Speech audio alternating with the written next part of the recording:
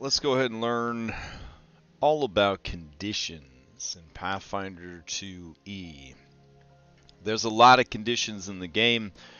They cover just about everything you could possibly imagine. And I don't know what the exact count is, but it's like 40 or something like that. Some of them are tied into much more complicated systems than what we would normally use. So, nothing to it but to do it. Alright, according to simply pf2e.com, with this adorable... Oh my goodness, hold on. Let me turn the music down just a little bit. According to this adorable comic... Oh, there we go. There are conditions... change a character or object's physical or mental state. Condition effects last until their duration ends. They are removed or their terms are resolved. Some conditions override and suppress other conditions. The overridden condition's duration continues while suppressed. And then condition values show the severity of a condition's bonuses or penalties. A condition ends if the value is reduced to 0. So those are like the four tenets of conditions. Conditions change a character or object's physical or mental state. Condition effects last until their duration ends. They are removed or their terms are resolved. Some conditions override and suppress other conditions, period. The overridden condition's duration continues while suppressed. Condition values show the severity of a condition's bonuses or penalties. The condition ends if the value is reduced to 0. All right. So with that in mind, what does the archive have to say about conditions? Conditions can be found in the Rulebook on page 618. While adventuring, characters, and sometimes their belongings, are affected by abilities and effects that apply conditions. For example, a spell or magic item might turn you invisible or cause you to be gripped by fear. Conditions change your state of being in some way, and they represent everything from the attitude other creatures have towards you and how they interact with you, to what happens when a creature drains your blood or life essence. Conditions are persistent. Whenever you're affected by a condition, it lasts until the condition's stated duration ends, the condition is removed, or terms dictated in the condition itself cause it to end. This will be the third time that we read that. Groups of conditions. Some conditions exist relative to one another or share a similar theme. It can be useful to look at these conditions together rather than viewing them in isolation to understand how they interact. All right. So degrees of detection are all part of, the stealthing group, right? So you've got observed, people can see you and they know that you exist. Hidden, people can't see you, but they know you're there. Undetected, no one can see you, no one knows you're there. And then unnoticed, which I'm not 100% sure on. I guess we'll have to read about it. Senses, blinded, concealed, dazzled, deafened, invisible. Death and dying, doomed, which I've heard a lot about, but actually don't know anything about, but I just heard it's really bad. Dying, unconscious, and wounded. Attitudes, hostile, unfriendly, indifferent, friendly, and helpful. Lowered abilities, clumsy, drained, enfeebled, and stupefied. Hey, what's up, Dom? Redundant conditions. You can have a given condition only once at a time. If an effect would impose a condition you already have, you now have that condition for the longer of the two durations. The shorter duration condition effectively ends, though other conditions caused by the original shorter duration effect might continue. So it doesn't really end. It happens in the background, but it's overridden by the new one. For example, let's say you've been hit by a monster that drains your vitality. Your wound causes you to be enfeebled 2 and flat-footed until the end of the monster's next turn. Before the end of that creature's next turn, a trap poisons you, making you enfeebled 2 for 1 minute. In this case, the enfeebled 2 that lasts for 1 minute replaces the enfeebled 2 from the monster. So you would be enfeebled 2 for the longer duration. You would remain flat-footed since nothing replaced that condition, and it still only lasts until the end of the monster's next turn. Okay, that's pretty understandable. Any ability that removes a condition removes it entirely, no matter what its condition value is or how many times you've been affected by it. In the example above, a spell that removes the enfeebled condition from you would remove it entirely. The spell would not be needed to remove it twice. Well, that's good to know. Redundant conditions with values. Conditions with different values are considered different conditions. If you're affected by a condition with a value multiple times, you apply only the highest value, although you might have to track both durations if one has a lower value but lasts longer. So again, they don't actually go away. They just are in the background being ignored until they're not. For example, if you had slowed 2 condition that lasts 1 round and a slowed 1 condition that lasts 6 rounds, you'd be slowed 2 for the first round, and then you change to slowed 1 for the remaining 5 rounds of the second effect's duration. If something reduces the condition value, it reduces it for all conditions of that name affecting you. For instance, in the example above, if something reduced your slowed value by 1, it would reduce the first condition from that example to slowed 1 and reduce the second to slowed 0, thus removing it. It sounds complicated, but honestly, it's not too bad. You just have both things, but you pay attention to the worst thing at that moment. Period. How do we track this stuff on Foundry? I don't know. Can have multiple conditions of the same name at the same time. You still have both, but the penalties do not stack. Correct.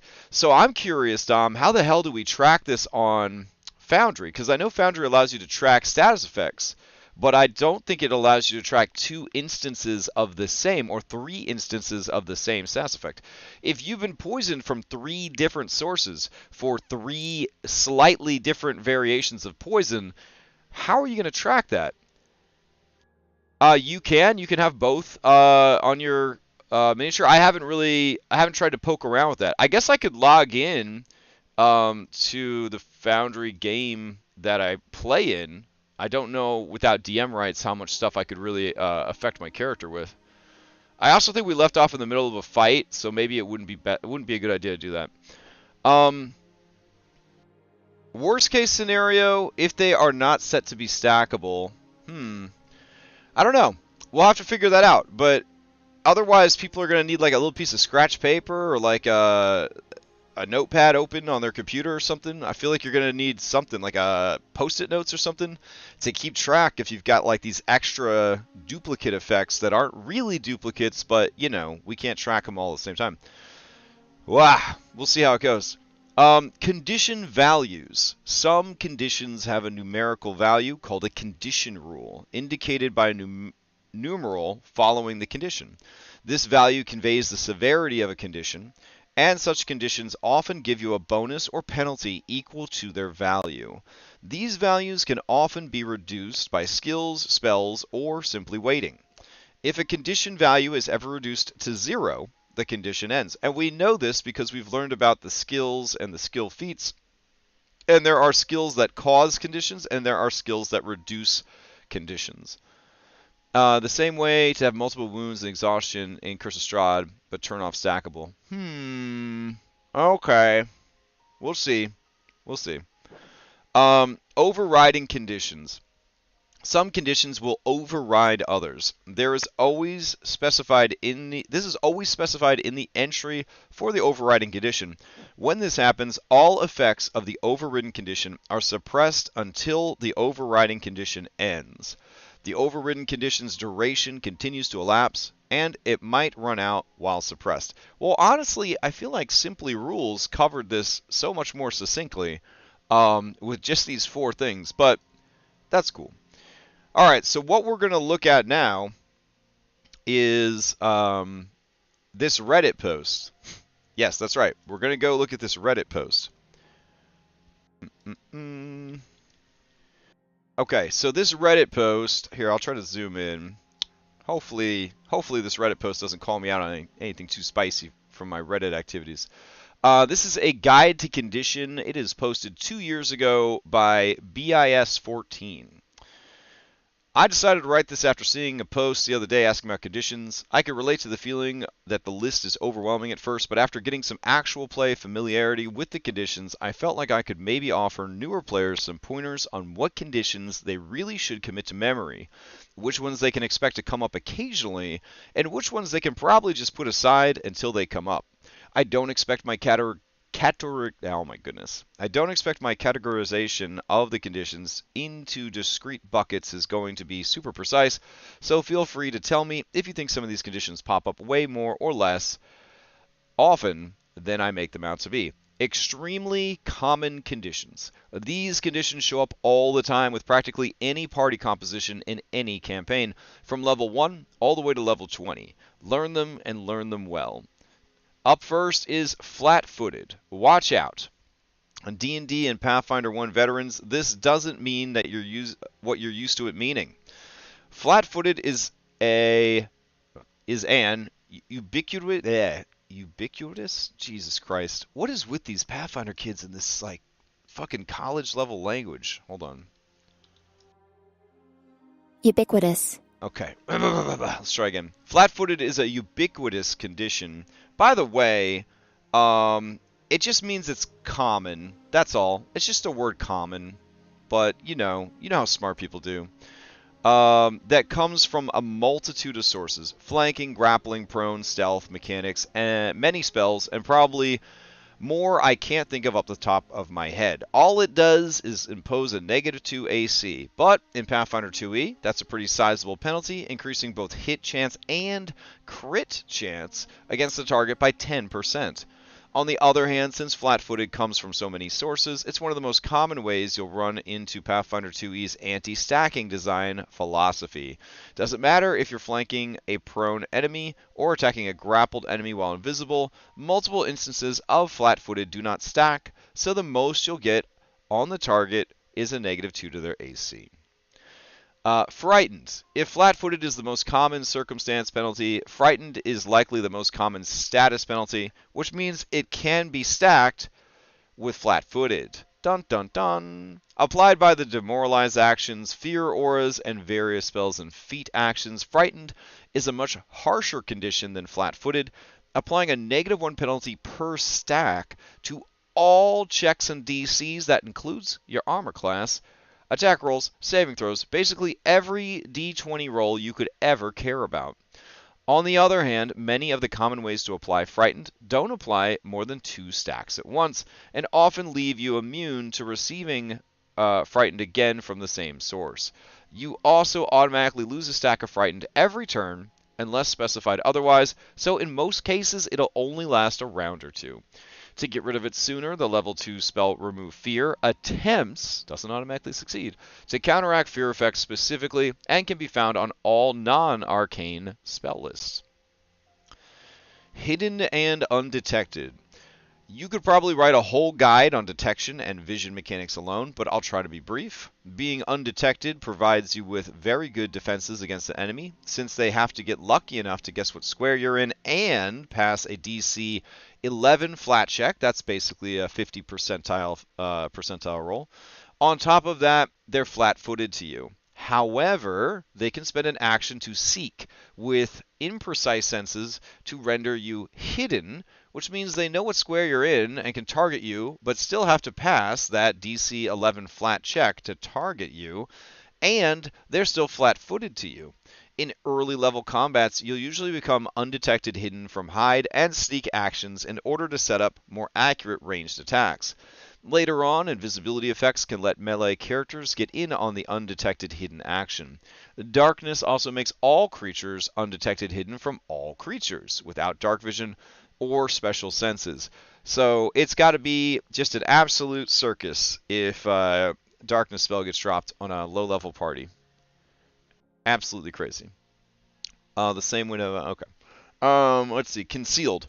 While somewhat related to hidden and undetected, you generally become concealed from different sorts of spells and effects, like concealing mist, smoke bombs, dazzled, etc. Targeting a concealed creature requires a DC 5 flat check, which is again like a percentile roll. I think this one is about 80%, I think. And being concealed from someone does not make them flat-footed to you. Thus, it's more of a soft defensive benefit. Dim light also makes all creatures concealed from all creatures without low light vision or other special senses. Okay. Persistent damage. At early levels, you'll usually see this as bleed or fire acid cold damage. Regardless of the source, it's important to remember that persistent damage doesn't go off until the end of the afflicted creature's turn. After they take damage, they roll a DC 15 flat check, at which, if passed, ends the condition. A DC 15 flat check is not very good. I think that's only like a 30%. Let's see, 15, 16, 17, 18, 19, 20. Yeah, that's a 30% chance that the condition goes away on its own. Meaning, on average, the damage will tick about 2 times. 1, 2, 3. Yeah, okay.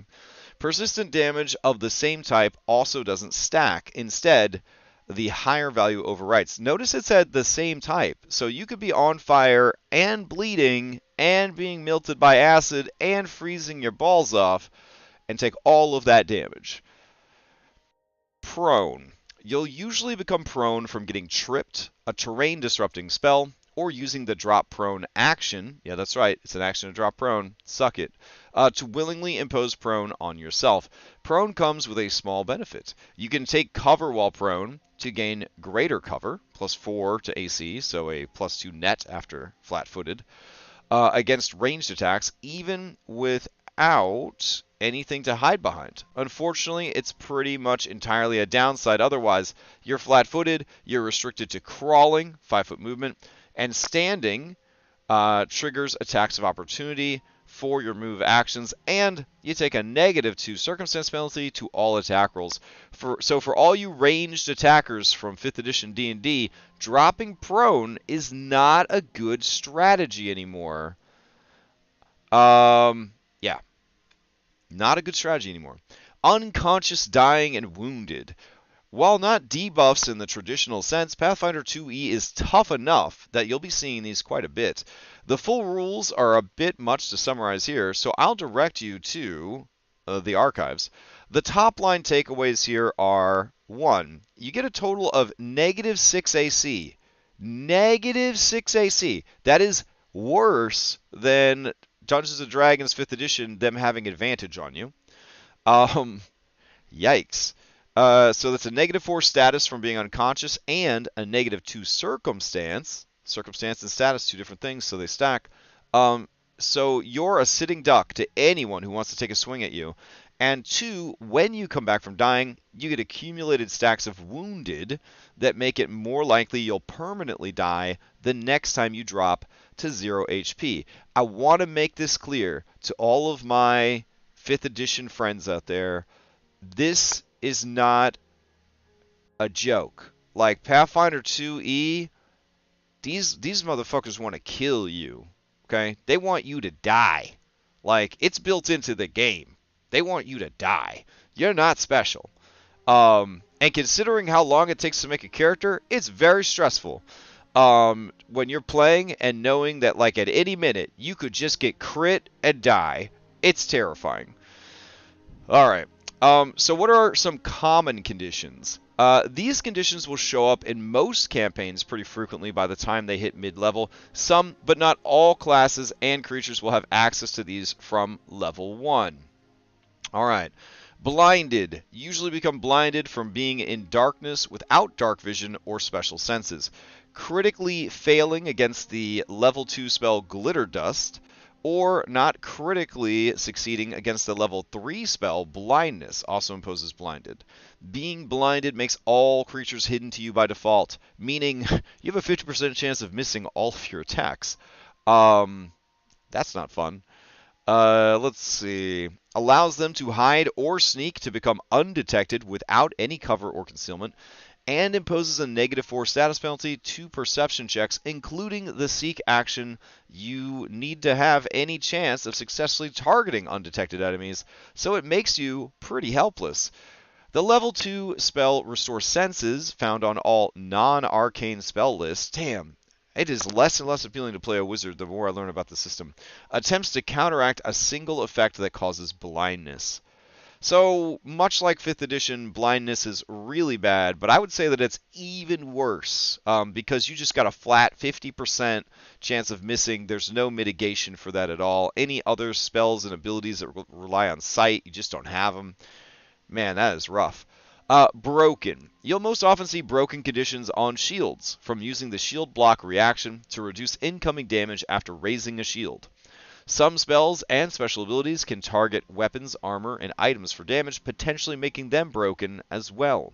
A broken shield is no longer usable, but you can use the crafting skill action Repair to restore hit points to a broken object, potentially making it no longer broken. And we learned about that when we learned about crafting. Enfeebled. Mostly caused by spells such as Ray of Enfeeblement, its main effect is to impose a -1 status penalty to melee attack rolls and damage rolls per stack. But it applies the same penalty to all strength-based checks. Thus, it's most effective on melee attackers. Enfeebled stacks can be reduced by Restoration, a level 2 spell on, get ready for it, all non-arcane spell lists. Goddamn. Clumsy. Mostly caused by spells and encumbered. Also, Barbarian Rage, I found out. Also, Giant Instinct Barbarians using ginormous swords. This is the ranged debuff counterpart to Enfeebled, imposing a -1 status penalty to ranged attack rolls, armor class, and other dex-based checks. Thus, while it's extra effective on ranged attackers, it makes pretty much any target easier to hit by lowering their AC and reflex saves. Clumsy stacks can be reduced by Restoration, a level 2 spell on all non-arcane spell lists. Encumbered. While not a traditionally imposed debuff, Pathfinder 2e has simplified bulk rules enough, and apps like Pathfinder 2e and Foundry VTT make it even easier to track, that it's not something you really think about. If you carry too much stuff, you'll become clumsy and take a 10-foot penalty to all your speeds.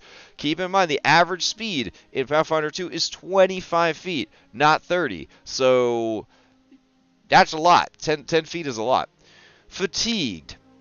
Usually comes from poor rest or spells, or barbarian shit. Affects your defenses by imposing a -1 status penalty to AC and saving throws. Oddly enough, long-term sleep deprivation never increases the penalty, though it seems easy enough to house rule it as a cumulative penalty. A full night's rest will cure fatigue.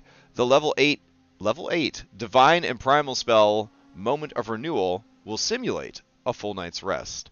It doesn't mention it here, but you can't take any exploration actions while you're fatigued either. Stunned. Stunned is most iconically associated with the monk's stunning fist, but comes from a variety of spells and effect. You basically read Stunned X as lose your next X actions, possibly over multiple turns. Since it's so powerful, it's usually pretty difficult to impose more than a few stacks. Also note that while the enemy is stunned, they cannot act at all, so they can't use their reactions. Immobilized usually comes from the grabbed and restrained conditions, but also comes from a variety of mid-level and higher spells. As you might guess, it prevents you from using any action with the move trait, which includes basically everything you might expect. You can be moved by external forces, but they have to roll a check against the DC of whatever's holding you in place. Grabbed comes from the athletic skill action, grapple, or various creature abilities. You're flat-footed and immobilized, but you can still use attack actions and manipulate actions like drawing an item, drinking a potion, etc. But you have to pass a DC 5 flat check, meaning you've got about an 80% chance of doing those things. You can try to use the escape action to end the condition by rolling your unarmed attack modifier against the grabber, the grabber? The grabber's athletics DC. And then restrained. This comes from a critical success grapple or various creature abilities and spells, much like grabbed, but basically the only action you can take is to try and escape your bonds. You can't even get stuff out of your pack or anything. You just hosed. Here are the less common conditions. Some of these might only be seen by a campaign a couple of times, depending on encounter design, party composition, and spell selection, usually tied to particular creature abilities, mid-level spells, or critical fail successes on more common effects. And they are deafened. While not super impactful on its own, being deafened and blinded simultaneously prevents most creatures from ever detecting any enemies, since they can't use imprecise senses of hearing to seek. As far as I know, it's tough to come by deafened beyond the deafness spell. That's weird. They must not have enough Monster Hunter monsters. The level 2 spell Restore Senses, found on all non-arcane spell lists, attempts to counteract a single effect that caused deafened. How strange that deafened does not show up very often, but it also sounds like 5e, where deafened really isn't all that impactful on the game. Dazzled. Unless they have a precise sense other than vision, a dazzled creature considers all other creatures concealed, so it functions as a blanket offense debuff. Lots of illusion and occult spells can cause dazzled, and remember, if you're concealed, people have a 20% chance of missing you with their attacks. Drained. Drained imposes a penalty on constitution-based checks, mostly fort saves, but more importantly, it lowers the afflicted's maximum health by a number of hit points equal to their level per stack. Oh, this can be thought of as unhealable damage, so it's a great way to counter enemies with heavy healing. Most sources of drained from players and monsters alike are capped out at some value, but rarer effects, such as the Abyssal Plague, vampires, etc., can stack unlimited amounts of drained. You usually lose drained stacks naturally by the day, but Restoration, heightened to 4th level, and Moment of Renewal, 8th level, can remove them more quickly. More quickly! Not just remove them, just more quickly. Fascinated. This is an odd one. At first glance, a Fascinated opponent doesn't seem to have super relevant penalties. Their attack rolls and defenses are fine, and they can target things fairly freely. It's best to think of Fascinated as a way of taunting a spellcaster or distracting enemies generally. The -2 perception penalty will help you stealth past them, and the restriction on concentrate actions forces the spellcasters to target a particular creature or objects. So yeah, it is very much a spellcaster taunt. I am learning. A stupefied. Stupefied is another condition that's particularly effective against spellcasters. Regardless of their class or tradition, it'll impact their spellcasting ability modifier, and therefore their spell attack rolls and DCs. See, I thought it was just intelligence, but it sounds like it goes after all of this spellcasting. On top of that, they have to pass a flat check to cast any spells. Against non-spellcasters, it can still be useful for lowering their will saves and their perception. Stupefied stacks can be reduced by Restoration, which we all know is a level 2 spell on all non-arcane spell lists. Sickened. Sickened is much like Frightened. It imposes a status penalty to all rolls and DCs. However, it also prevents ingestion, and that means potions. It doesn't automatically decay by the turn either, instead forcing the afflicted to waste actions on a chance to fort save against the effect. Sickened mainly comes from mid-level or higher spells and effects.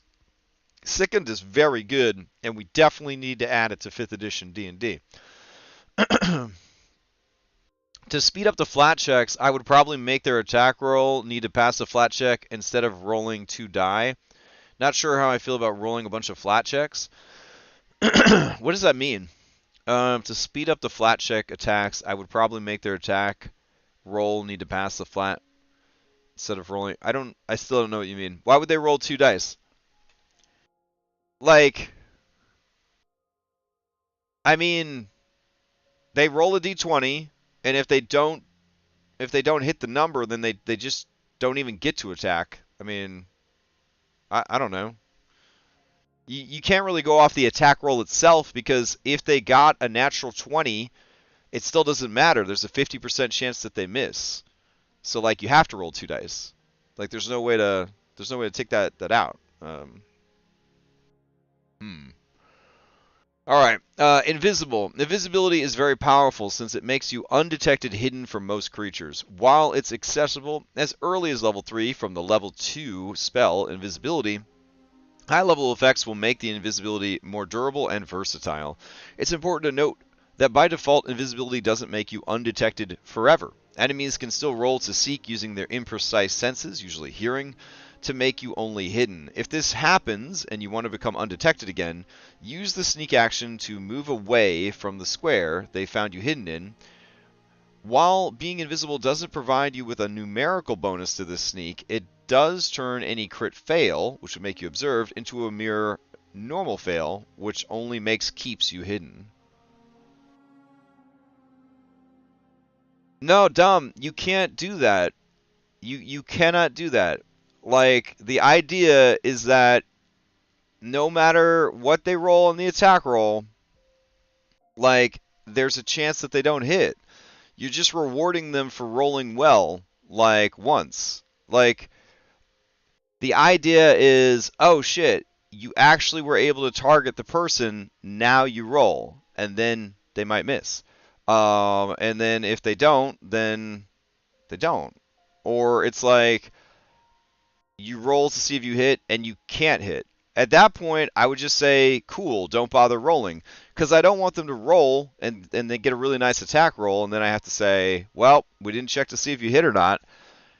I don't know. I don't know how much time it really saves. We have a dice tray like at the bottom of the chat thing in Foundry. You got dice on your desk as the DM you could roll if it's a secret roll. I mean, it doesn't seem like it's that bad. I don't know. Let's see. Make a macro button on the bottom of the screen to just chuck out a d20. Alright, let's see. Fleeing. A fleeing enemy is successful. Actually, you can make a macro button specifically for concealed and hidden.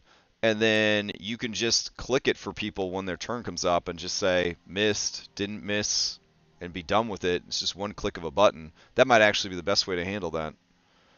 But I feel like getting rid of the roll just because you want to save time, I just don't think that would work. Let's see. Fleeing. A fleeing enemy is essentially removed from combat, so it's a very powerful effect. It tends to occur on critical successes, failures from fear effects that ordinarily would just make you frightened. Quickened, a powerful buff that usually comes from the level 3 spell Haste. Who's going to turn up an extra stride strike per turn? Turn up? Do you mean turn down? Probably means turn down. Slowed. Basically the opposite of quickened, taking away an action per stack each turn. It's weird that quickened only gives you one extra action. It doesn't have stacks. It'd be kind of cool if quickened had stacks. Paralyzed can be thought of as a higher tiered version of restrained, preventing all non-mental actions. Tends to come from the level 3 paralyzed spell. Remove paralysis is a level 2 spell found on all non-arcane spell lists and attempts to counteract a single source of paralyze. And confused. Oh, something about paralyzed to mention. It says non-mental, so you can, while you're stuck there, just start doing recall knowledge checks like crazy. So like if you don't have to lose your whole turn to paralysis, you could at least spend that time trying to figure out what the hell is going on about the enemy. So I thought that was kind of cool that you could still participate in a small way even though you're paralyzed. Confused. While the amount of actions a confused target waste is largely up to the DM's discretion, it should still generally be considered a very powerful effect since it not only takes away enemy actions, it sometimes directs them against other enemies. This tends to come online around the level 4 confusion spell. And the following 3 are rarely seen and very powerful spell effects.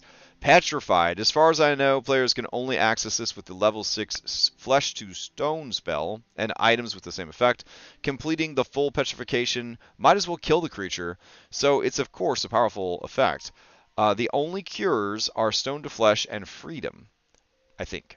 Controlled. As far as I know, players can only access this with the level 7 spell Possession, Occult exclusive, the level 6 spell Dominate, Arcane and Occult, and the greater bloodline focus spell of Hag Bloodline Sorcerers, You're Mine.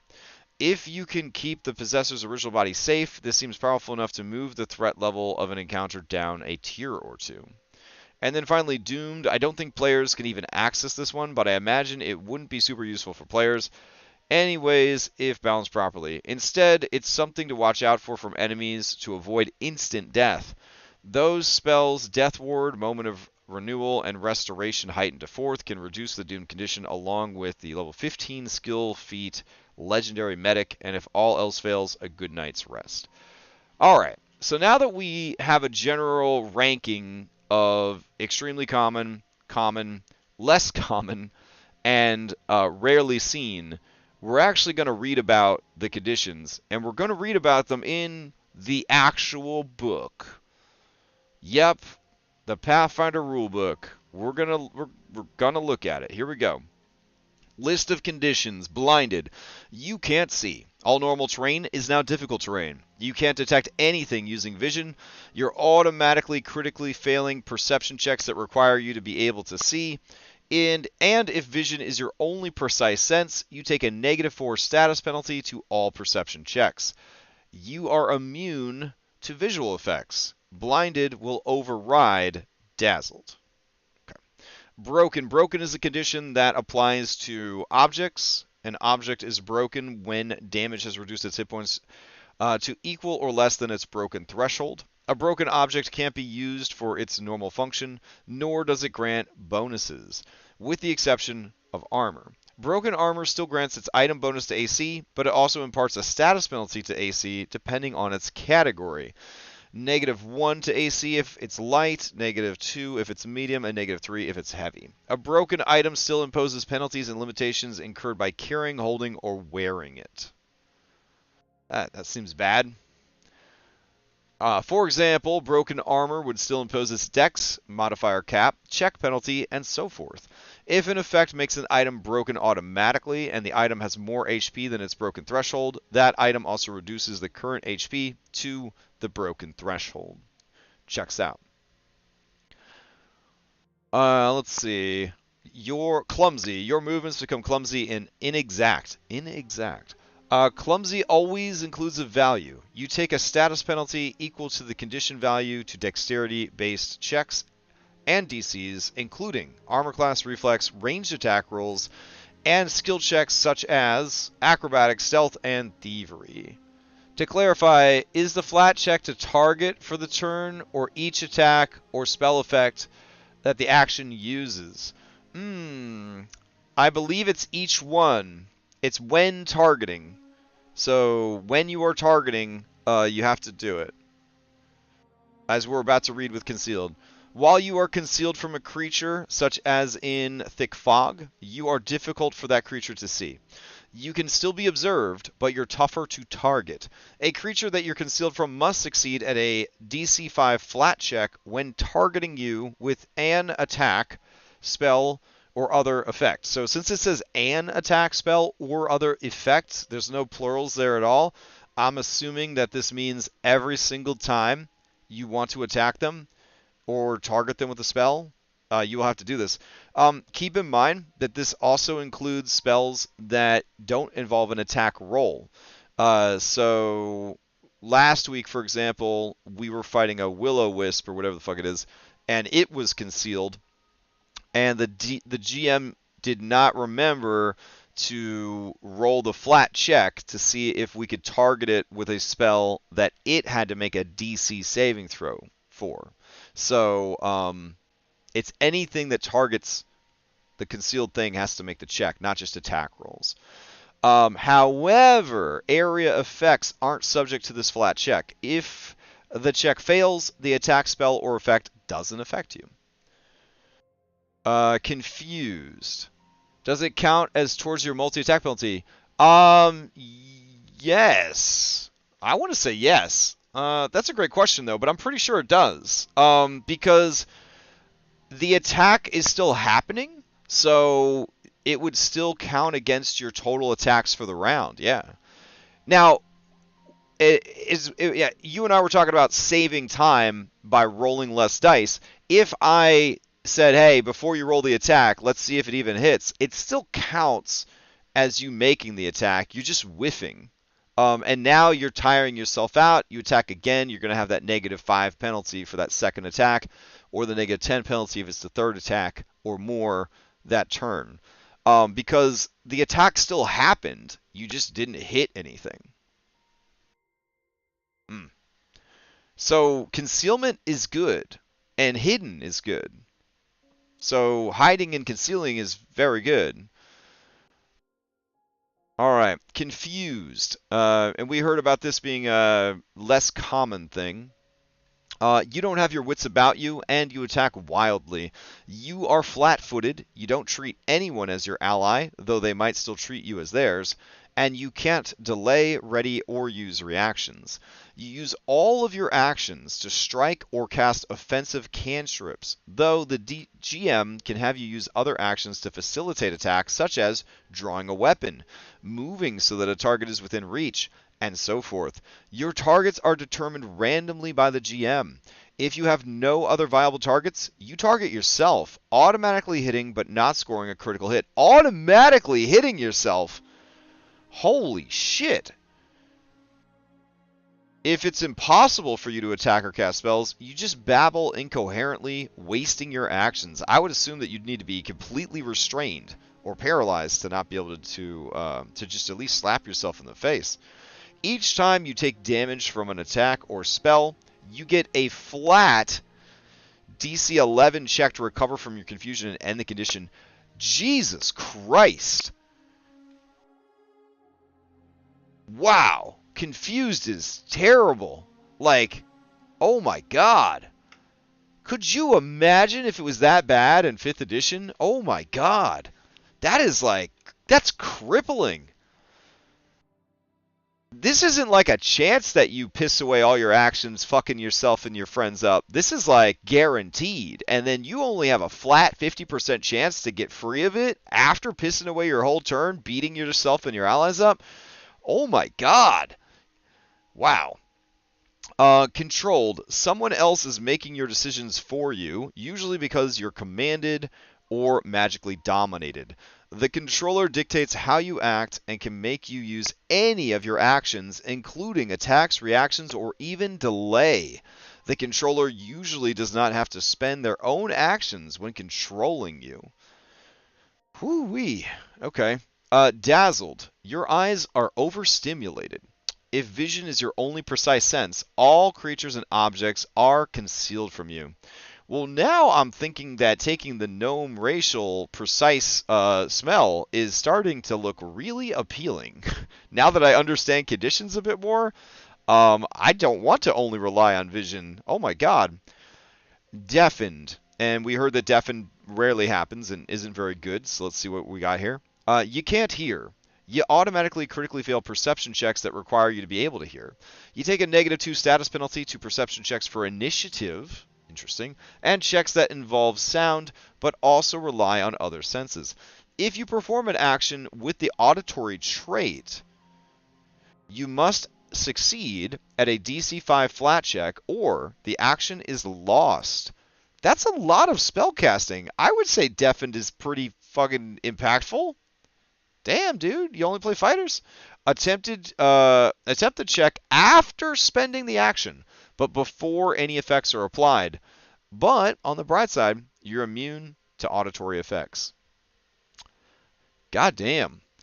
Alright, here's Doomed. Doomed is apparently the big dick, you don't want this to happen to you thing. A powerful force has gripped your soul, calling you closer to death. Doomed always includes a value. The dying value at which you die is reduced by your doomed value. If your maximum dying value is ever reduced to 0, you die. But on the bright side, when you die, you're no longer doomed. Your doomed value decreases by 1 each time you get a full night's rest. Holy shit. Keep in mind that if you get to dying 4, you're dead. So this right here says if you got doomed 1, now you die on dying 3. If you got doomed 2, you just die on dying 2. Oh my god. And keep in mind that when you drop to 0, if you don't use a hero point to pick yourself back up, you get a wound. And then that wound also it stacks. And then oh my god. Wow, yeah, doomed is really bad. Drained. When a creature successfully drains you of blood or life force, you become less healthy. Checks out. Drained always includes a value. You take a status penalty equal to your drained value on constitution-based checks, such as fortitude saves. You also lose a number of hit points equal to your level, minimum 1, times the drained value. God damn. God damn. Yeah. And your maximum hit points are reduced by the same amount. For example, if you're hit by an effect that drained 3 and you're a 3rd level character, you just lost 9 hit points and reduced your max hit points by 9. Losing these hit points doesn't count as taking damage. Each time you get a full night's rest, your drain value decreases by 1. By 1. Oh my god. This increases your maximum hit points, but you don't immediately recover your lost hit. Good God. Man, I thought I was running a hard Curse of Strahd game. Man, I ain't doing nothing. We're playing baby mode over there, Curse of Strahd. Baby mode, Curse of Strahd. Shit. Man.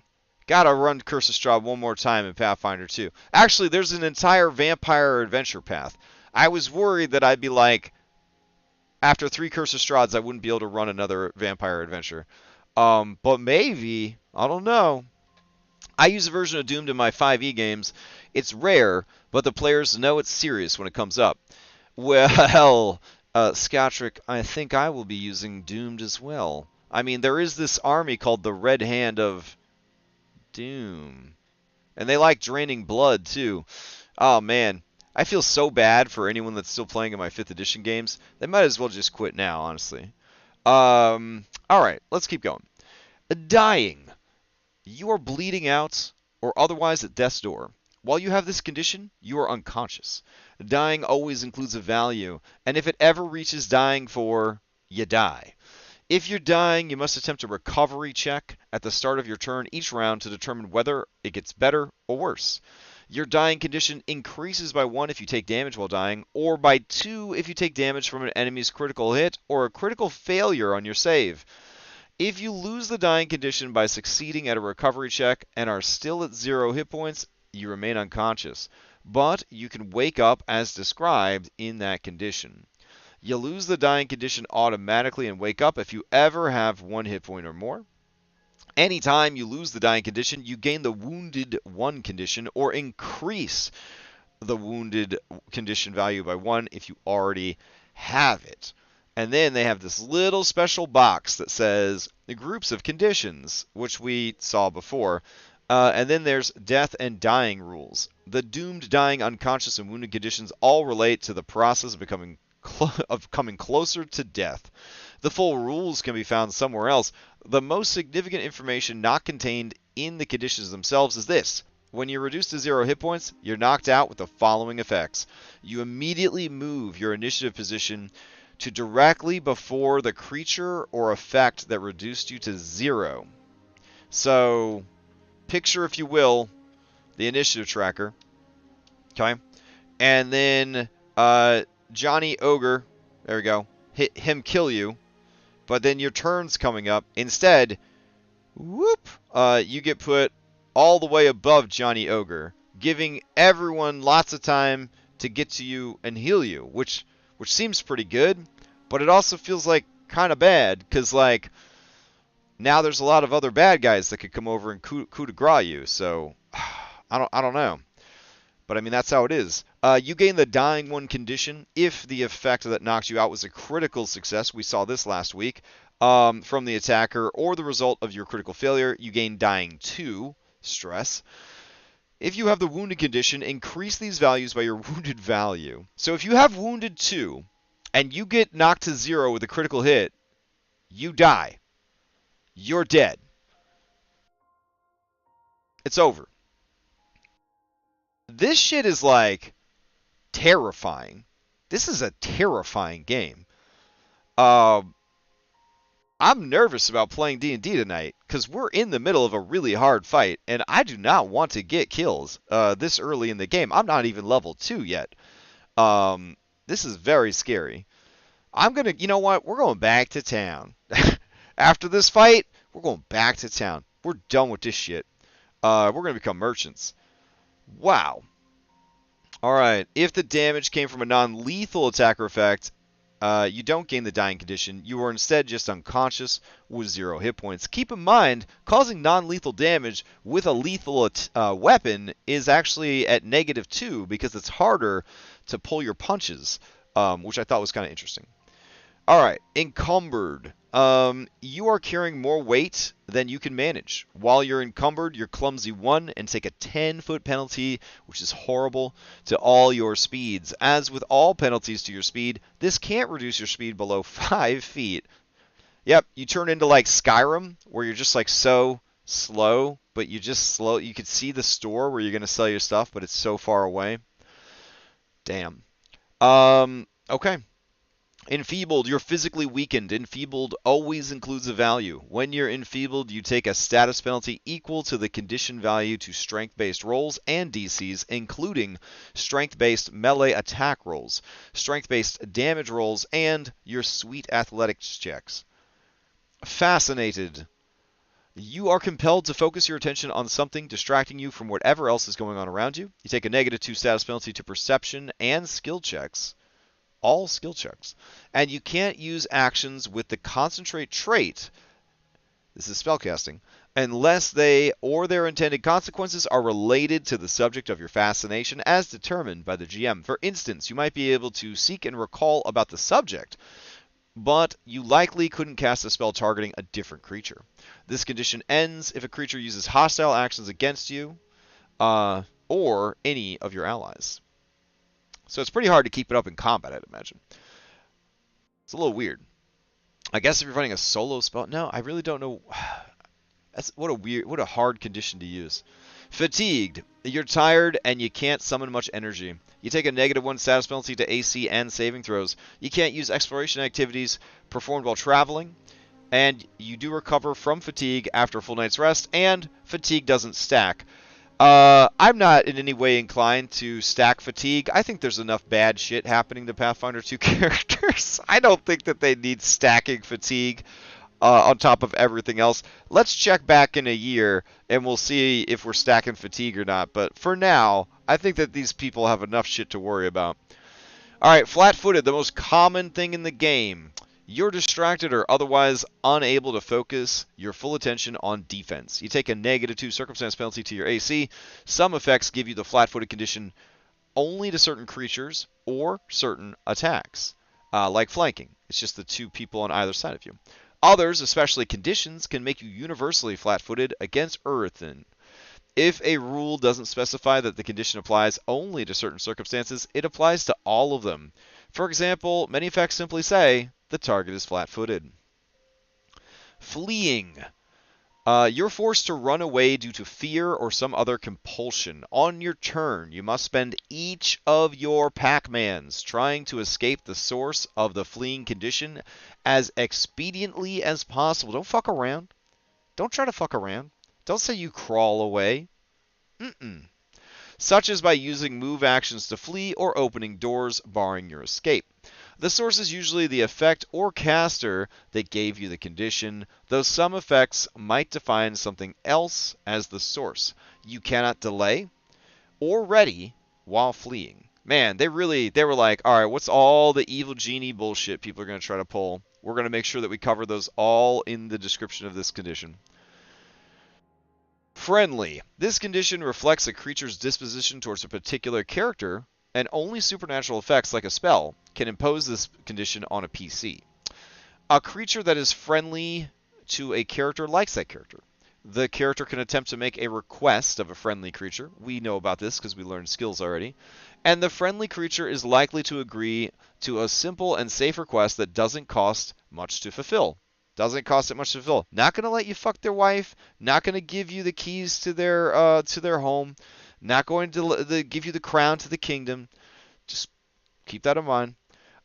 If the character or one of their allies uses hostile actions against the creature gains a worse attitude condition depending on the severity of the hostile action as determined by the GM. Frightened. You're gripped by fear and struggle to control your nerves. According to the Reddit post, this is the second most common thing after flat-footed. The frightened, I believe it. It happens every game, and I've only played 3 games. The frightened condition always includes a value. You take a status penalty equal to this value to all your checks and DCs. Unless specified otherwise, at the end of each of your turns, the value of your frightened condition decreases by 1. Grabbed. You're held in place by another creature, giving you the flat-footed and immobilized condition. If you attempt to manipulate action while grabbed, you must succeed on a DC 5 flat check, or it is lost. Roll the check after spending the action, but before any effects are applied. Alright, helpful. This condition reflects a creature's disposition towards a particular character, and only supernatural effects like a spell can impose this condition on a PC. A creature that is helpful to a character wishes to actively aid the character. It will accept reasonable requests from the character as long as such requests aren't at the expense of the helpful creature's goals or quality of life. So they might let you fuck their wife, but probably not give you the crown and the kingdom. If the character or one of their allies uses a hostile action against the creature gains a worse attitude condition depending on the severity of the hostile action as determined by the GM.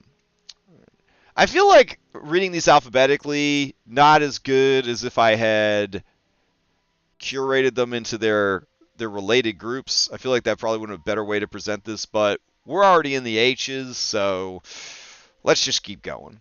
Hidden. While you're hidden from a creature, that creature knows the space you're in, but can't tell precisely where you are. You typically become hidden by using stealth to hide. When seeking a creature using only imprecise senses, it remains hidden rather than observed. A creature you're hidden from is flat-footed to you. And it must succeed at a DC 11 flat check when targeting you with an attack spell or other effect, or it fails to affect you. Area effects aren't subject to this flat check. A creature might be able to use the seek action to try and observe you, as described somewhere else. Hostile. This condition reflects a creature's disposition towards a particular character, and only supernatural effects like a spell can impose this condition on a PC.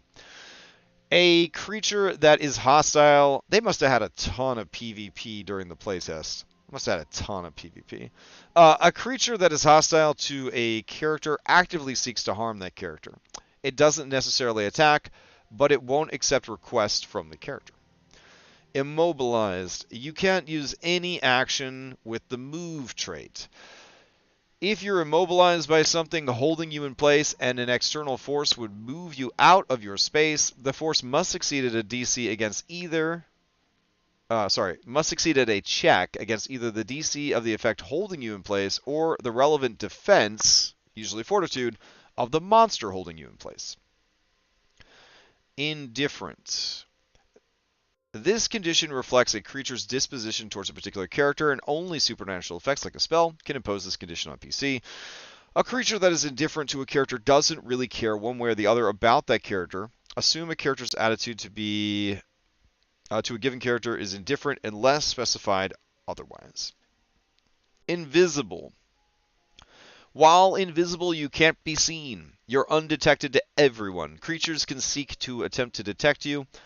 If a creature succeeds on its perception check against your stealth DC, you become hidden to that creature until you sneak to become undetected again. If you become invisible while someone can already see you, you start out hidden to the observer instead of undetected until you successfully sneak. You can't become observed while invisible except via special abilities or magic. Okay, I like that. Alright. Observed. Anything in plain view is observed by you. If a creature takes measures to avoid detection, such as using stealth or to hide, it can become hidden or undetected instead of observed. If you have another precise by the way, sense instead of or in addition to sight, you might be able to observe a creature or object using that sense instead. You can observe a creature only with precise senses. When seeking a creature using only imprecise senses, it will remain hidden, aka 50% chance that you will miss it, rather than observed. So, hot damn. Invisible creatures are very, very strong.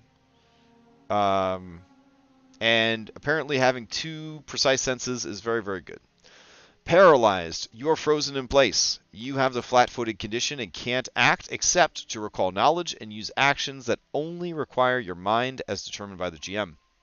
Your senses still function, but only in the areas you can perceive without moving, so you cannot seek while paralyzed. Persistent damage. Persistent damage comes from effects like acid, being on fire, and many other situations. It appears as X persistent damage type, where X is the amount of damage dealt and type is the type of damage. Instead of taking persistent damage immediately, you take it at the end of each of your turns, as long as you have that condition, rolling any damage dice anew each time. Back in the 4th edition D&D era, it was flat, which I think saved a lot of time. After you take persistent damage, roll a DC 15 flat check. God, that's so fucking rough. To see if you recover from the persistent damage. If you succeed, the condition ends. Good lord.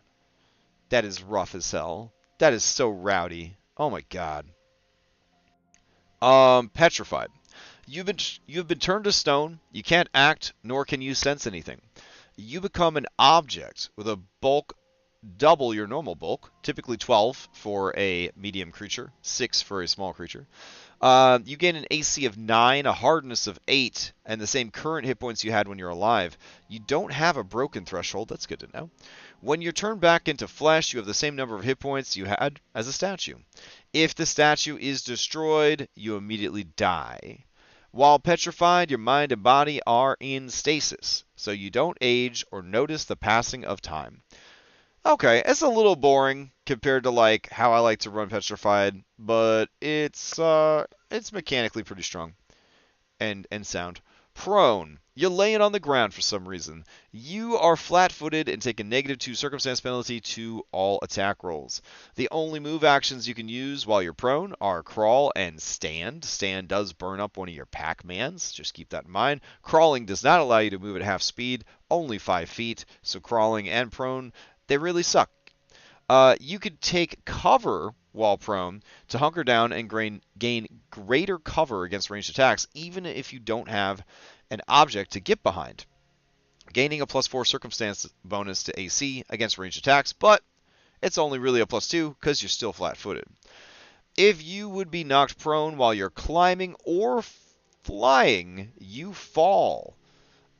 See 463 for the rules on falling. We all know that when you fall, you take damage equal to half the distance you fell, period, the end. And if you take any damage from the fall, you fall prone.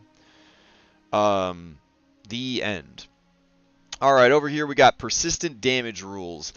The additional rules presented below apply to persistent damage in certain cases. Persistent damage runs its course and automatically ends after a certain amount of time as fire burns out, blood clots, and the like. The GM determines when this occurs, but it usually takes 1 minute. So someday you won't have acid burning your skin anymore. Assisted recovery. You can take steps to help yourself recover from persistent damage, or an ally can help you, allowing you to attempt an additional flat check before the end of your turn. This is usually an activity requiring 2 fucking actions, and it must be something that would reasonably improve your chances as determined by the GM. For example, you might try to smother a flame or wash off acid. This allows you to attempt an extra flat check immediately, but only once per round. The GM decides how your help works, using the following examples as guidelines when there's not a specific action that applies. Huh. Is it once per like round for like the whole combat round, or is it like once per character per round, right? Like obviously with 2 actions in a 3 action economy, you would think that you wouldn't be able to do this twice. But what if a summoner used Act Together and they tried to pat down somebody's fire and then the Eidolon tried to pat down somebody's fire? I guess that doesn't work because it says specifically that this can only happen once per round. But if a character tried to do it on their turn to an ally and then that ally's turn came up, could they use 2 of their actions to try to do it?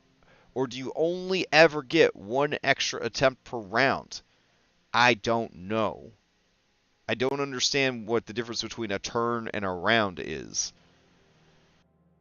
I think a turn is for a person and a round is the whole shebang. So I'm going to say that no matter how many people are helping you, you could only ever get 2 flat checks to try to put yourself out. That's wild. Okay. The action to help might require a skill check or other roll to determine its effectiveness. Reduce the DC of the flat check to 10 for a particularly appropriate type of help, such as dousing you in water to put out the flames. Automatically end the condition due to the type of help, such as healing that restores you to maximum HP and ends persistent bleed damage, or submerging yourself in a lake to end fire damage. After the number of actions required to help you, alter the number of actions required to help you if the means the helper uses are especially efficient or remarkably inefficient. Okay. Immunities, resistances, and weaknesses. Immunities, resistances, and weaknesses all apply to persistent damage. If an effect deals initial damage in addition to persistent damage, apply immunities, resistances, and weaknesses separately to each source of damage, the initial damage and the persistent damage. Well, that's good to know. Usually, if an effect negates the initial damage, it also negates the persistent damage, such as with a slashing weapon that also deals persistent bleed damage because it cut you. The GM might rule otherwise in some situations. Multiple persistent damage conditions. You can be simultaneously affected by multiple persistent damage conditions so long as they have different damage types. If you would gain more than 1 persistent damage condition of the same type, you always take the higher amount of damage. Oh no! Wait a minute, wait a minute. Oh no! The damage you take from persistent damage occurs all at once. So if something triggers when you take damage, it triggers only once. For example, if you're dying with several types of persistent damage, the persistent damage increases your dying condition only once. Oh my god! Because it's going to affect your dying condition too. Yikes! This is rough. Okay. Quickened. You gain 1 additional action at the start of each of your rounds. No. I got the words all wrong here. You gain 1 additional action at the start of your turn each round.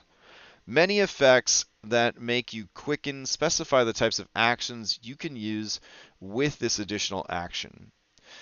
If you become quickened from multiple sources, you can use the extra action you've been granted for any single action allowed by any of the effects you made that made you quickened.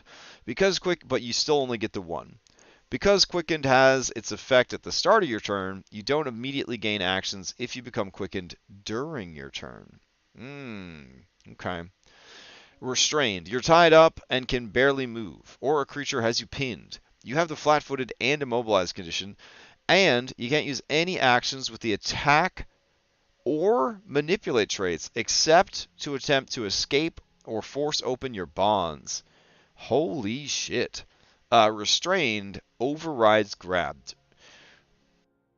Restrained is really strong. Sickened. You feel ill. Sickened always has a value. You take a status penalty equal to this value On all of your checks and DCs, you can't willingly ingest anything including elixirs and potions while sickened. You can spend a single action retching in an attempt to recover, which lets you immediately make a fortitude save against the DC of the effect that made you sickened. On a success, you reduce the sicken value by 1 or 2 on a critical success. Good God. Slowed. You have fewer actions. Slowed always includes a value. When you regain your actions at the start of your turn, reduce the number of actions you regained by your slowed value. Because slowed has its effect at the start of your turn, you don't immediately lose actions if you become slowed during your turn. And then we got stunned. You've become senseless. You can't act while stunned. Stunned usually indicates a value, which indicates how many total actions you will lose, possibly over multiple turns from being stunned. Each time you regain actions, such as from the start of your turn, reduce the number you regain by your stunned value, but then reduce your stunned value by the number of actions lost. For example, if you were stunned 4, you would lose all 3 of your actions this turn, reducing it to stunned 1.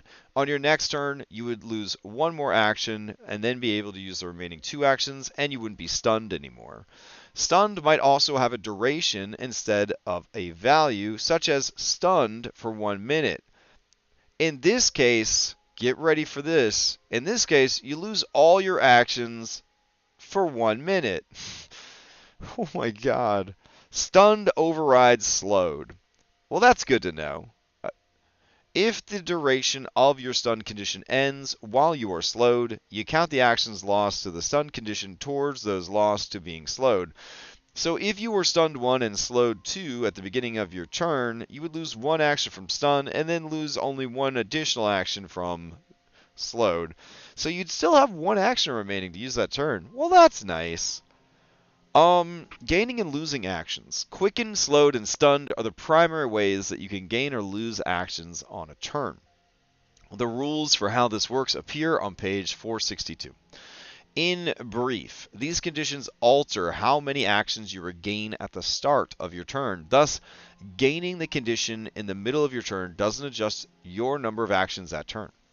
If you have conflicting conditions that affect your number of actions, you choose which actions you lose. For instance, the action gained from haste lets you only stride or strike. So if you need to lose 1 action because you're also slowed, you might decide to lose the action from haste, letting you keep your other actions, which could be used more flexibly. Well, that's a pro tip. Some conditions prevent you from taking a certain subset of actions, typically reactions. Other conditions simply say you can't act. When you can't act, you're unable to take any actions at all. Spend your turn crying.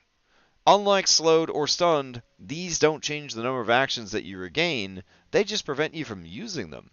That means that if you are somehow cured of paralysis on your turn, you can act immediately. Okay, that's pretty cool. All right, we're almost there, guys. We're almost there. I know it's been a lot. But we're almost there. Stupefied. Your thoughts and instincts are clouded. Stupefied always includes a value. You take a status penalty equal to this value on intelligence, wisdom, and charisma-based checks and DCs, including will saving throws, spell attack rolls, spell DCs, and skills that use these ability scores. They're too numerous to list. Anytime you attempt to cast a spell while stupefied, the spell is disrupted unless you succeed at a flat check with a DC equal to 5 plus your stupefied value. God damn. So, 25% chance that's just going to fail outright because stupefied has a value. So it'd be 6 minimum. So 25% chance you just can't even cast a spell. That's crazy. Unconscious. You're sleeping or you've been knocked out. You can't act. You have a -4 status penalty to AC, perception, and reflex saves, and you're blinded, and you're flat-footed. When you gain this condition, you fall prone, and you drop all the items you're wielding or holding, unless the effect states otherwise, or the DM determines you're in a position in which you couldn't. If you're unconscious while you're dying, You can't wake up when you have, wow, when you have 0 hit points. If you are restored to 1 hit point or more via healing, you lose the dying and unconscious conditions and can act normally on your next turn. If you are unconscious and at 0 hit points but not dying, you naturally return to 1 hit point and awaken after sufficient time has passed. The GM determines how long you remain unconscious, from a minimum of 10 minutes to several hours, or 1d4 hours if you're playing 5th edition D&D. If you receive healing during this time, you lose the unconscious condition and can act normally on your next turn. If you're unconscious and have more than 1 HP, typically because you are asleep or unconscious due to an effect, you wake up in one of the following ways. Each causes you to lose the unconscious condition. You take damage, provided that damage doesn't reduce you to 0 hit points. If the damage reduces you to 0 hit points, you remain unconscious, and you gain the dying condition as normal. That's nice. You receive healing other than the natural healing you get from resting. Oh, so if you heal someone in their, who's asleep, they will wake up. That's good to know. Put the cleric on watch. Something attacks the party. Cleric just does the AoE heal to wake everybody up. Oh, that's kind of cool. Let's see. Someone shakes you awake using a Pac-Man interact action. There's a loud noise going on around you, though this isn't automatic. At the start of your turn, you automatically attempt a perception check against the noise's DC, or the lowest DC if there's more than one noise, waking up if you succeed. If creatures are attempting to stay quiet around you, this perception check uses their stealth DCs. Some magical effects make you sleep so deeply that they don't allow you to attempt this perception check. If you are simply asleep, the GM decides you wake up either because you have had a restful night's sleep, or something has disrupted your rest. Yikes. Alright. Undetected. When you are undetected by a creature, that creature cannot see you at all. It has no idea what space you occupy, and it can't target you, though you still can be affected by abilities that target an area, like good old Fireball. When you're undetected by a creature, that creature is flat-footed to you. A creature you were undetected by can guess which square you're in by playing Pin the Tail on the Donkey. It must pick a square and attempt an attack. This works like targeting a hidden creature, requiring a DC 11 flat check, as described on page 466. But the flat check and attack roll are rolled in secret by the GM, who doesn't reveal whether the attack roll missed due to the failing the flat check, failing the attack roll, or choosing the wrong square. A creature can use seek action to try and find you, as described elsewhere. Oof, man. I really want to play a rogue. I'm telling you, rogue sounds so good after reading all these. Oof. But alchemist also, with them ongoing effects. Oh man. Unfriendly. This condition reflects a creature's disposition towards a particular character, and only supernatural effects, like a spell, can impose the condition on a PC. Hey, I see you. I see you there. Get out of my trash can. Get out of my trash can. Sorry, it was scribbles. This condition reflects the creature's disposition towards a particular character, blah, blah, blah. A creature that is unfriendly to a character dislikes and specifically Oh,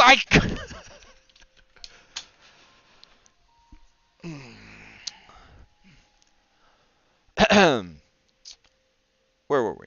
Alright. The unfriendly creature won't accept requests from the character. Unnoticed. If you are unnoticed by a creature, that creature has no idea you are present at all. When you're unnoticed, you're also undetected by the creature. Am I okay? Yeah, my pug. She's trying to steal the trash can.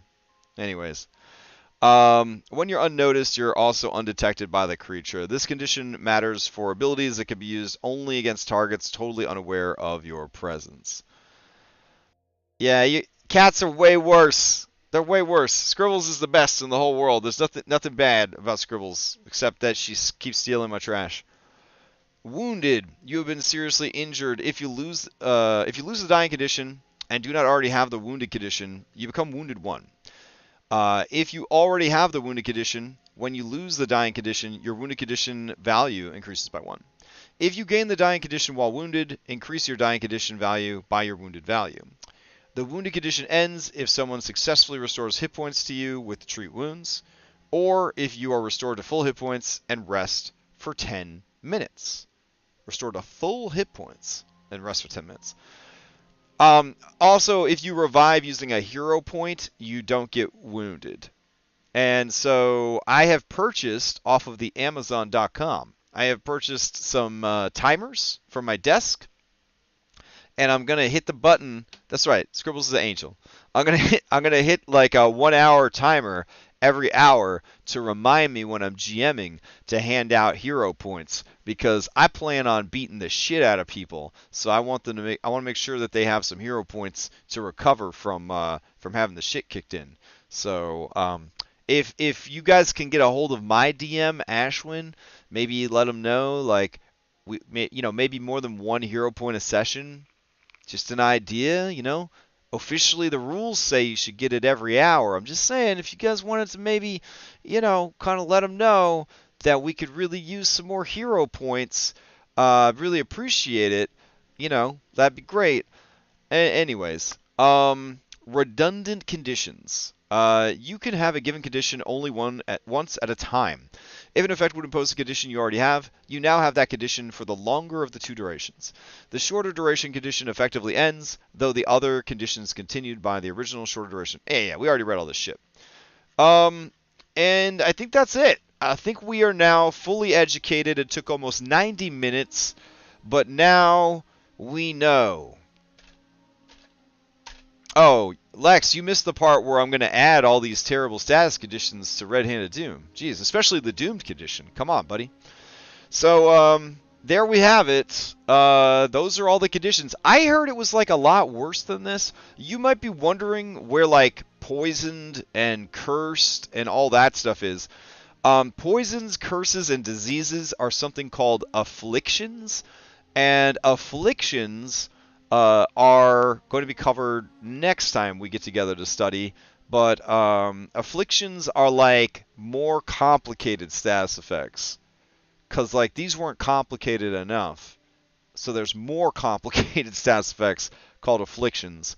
But generally, I think if you stick to this Reddit post, I think they have the right idea about the most common ones and things like that. And I definitely think in the future, it would probably be beneficial for us to talk about these again after we've been playing for a little while, but talk about them in their separate categories of detection, senses, death and dying, attitudes, lowered abilities, etc. I feel like it would be a bit more cohesive and easier to follow and understand if we talked about the groups of conditions instead of just sort of blazing through all of them. But it was nice to finally bust out the actual, rule book and look at it. So pretty cool. Now, I did hear that they sell something called condition cards. It's like a deck of cards that has all the conditions on it. Not a bad idea to just kind of keep a copy of those on your desk, and then you can kind of shuffle through them. I have a lovely set of reticulated animated condition cards from the Deck of Many Things Kickstarter that I use for IRL games, so people can kind of just have them at the table, and what is the status condition? They look at it, and it's got cool little animation and stuff like that. So the Pathfinder ones aren't animated, but it wouldn't hurt to have those. Could probably just make your own, honestly. Or at least the most common effects. Now, if you're playing if you have the beginner's box, it does come with these like laminated cards, and on the back of the laminated card is all of the most common conditions. So concealed, flat-footed, frightened, grabbed, persistent damage, prone, restrained, slowed, unconscious, and wounded. Though honestly, unconscious and wounded say read the rule book, so they're not really that comprehensive, but it is nice to have like the little cheat sheet there. I keep this on my desk while I'm playing because it also reminds me what all of the basic bitch most commonly used actions are as well. So it's been pretty helpful. And I think you get 5 or 6 of these in the starter kit, so it's pretty useful even if you're just playing online. All right, well, I'm done for now. I'm going to go have some dinner, and then I'll be back around 8 o'clock. I will be the player streamer tonight, and I'll be streaming Pathfinder 2e Abomination Vaults. If that's not your thing, feel free to go check out Major Snood's channel because he is going to be streaming Dom's Cyberpunk Red game. There's nothing going on tomorrow night. Thursday, we got Curse of Strahd Nightfall. Friday, we're going to do some vodcasting. Saturday morning, we got Red Hand of Doom. Just so many games all the time on our server. I have finally picked out what Pathfinder adventure I am going to run first. It is going to be Outlaws of Alkenstar. So it's the cowboy steampunk one, and I'm very excited about it. I already picked up everything I need for Foundry. So probably not going to start that until closer to summertime. I got too many games going on right now. But we will start a prep series for that probably in, I don't know, April? Yeah, probably in April. Maybe sooner, but probably in April. All right, well, I'll see you next time.